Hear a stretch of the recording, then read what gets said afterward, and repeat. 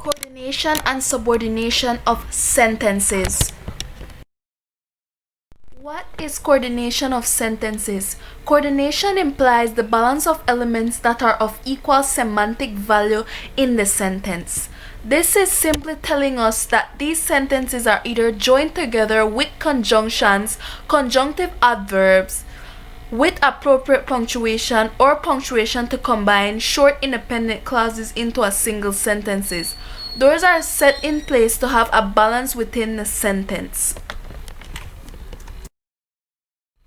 Conjunction. In coordinating sentences, we use the fanboys, which are our coordinating conjunctions: for, and, nor, but, or, yet, so.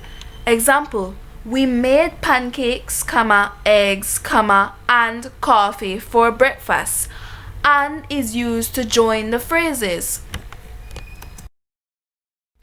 Conjunctive adverbs.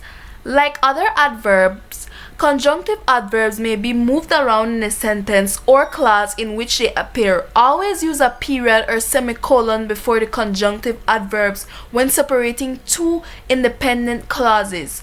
Conjunctive adverbs are not strong enough to join independent clauses without supporting punctuations.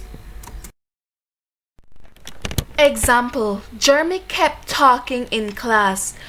Semicolon, therefore, he got in trouble. She went into the store.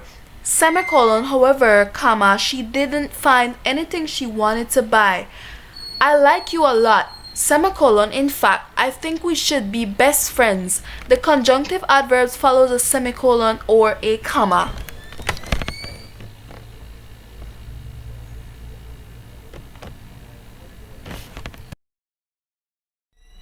Here are some conjunctive adverbs that most of us may use today.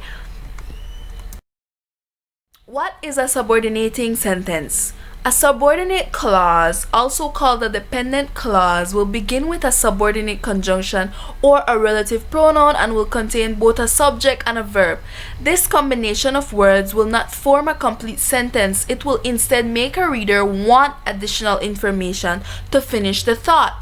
Basically, a subordinate sentence is an incomplete sentence or an incomplete thought, as some may say.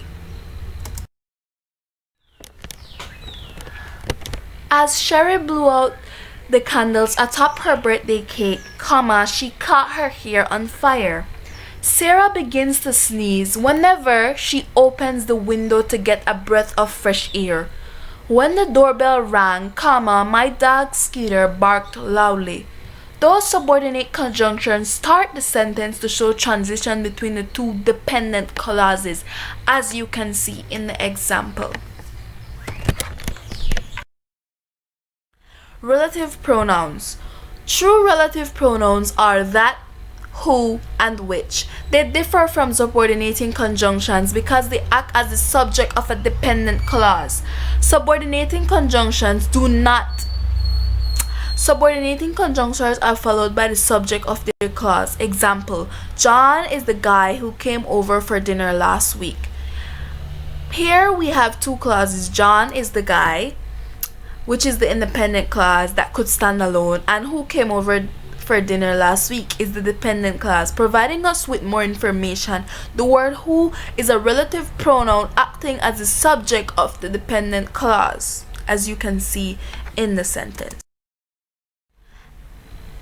This is the end of the presentation. In putting together this presentation, I hope you all enjoyed it and learned a little about subordinating and coordinating sentences. Thank you for your attention.